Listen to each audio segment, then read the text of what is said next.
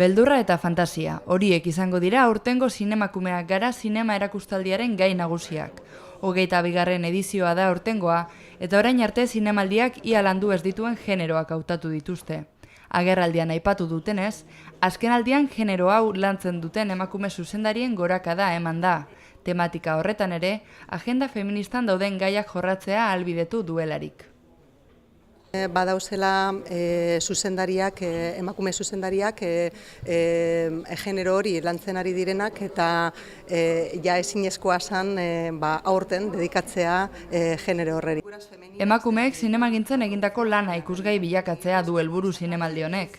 Izan ere, aurkezpenean nabarmendu dutenez, oraindik arlo horretan parekidetasunera ailegatzeko bide luzea gelditzen da.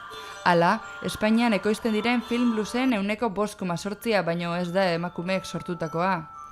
Egun eta historian zehar emakume zinemagileek pairatutako ikusezintasunari aurre egiteko beraz, zinemakumeak gara bezalako espazioak ezinbestekoak direla adierazi dute.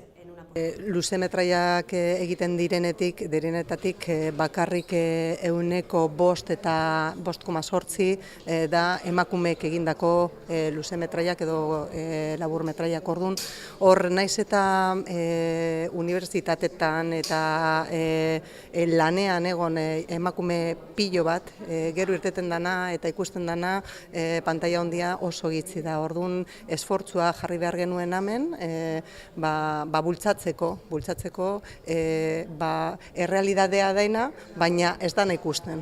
Aurten, Isa Campo zuzendari gidoilari eta ekoizlea jasoko du Simone de Beauvoir saria. Bere lan ibilbidean, hainbat sari eta izendapen jaso ditu Campok, esaterako Urrezko maskorra Donostiako zinemaldian, La próxima piel edo Los pasos dobles filmengatik. Edizio honetan nazioarteko 16 ekoizpen bilduko ditu jaialdiak. Horien artean, Catherine Bigelow zinemagile estatu batuarraren Los viajeros de la noche edo Ana Asensio antzesle zuzendari eta gidoilari madrildarraren Most Beautiful Island film luzeak. Irailaren 16tik 23 artean, film laburrak, luzeak, hitzaldiak zein mahai inguruak antolatu dituzte, Bilboko BBK aretoan, Azkuna zentroan eta Bilborrok aretoan.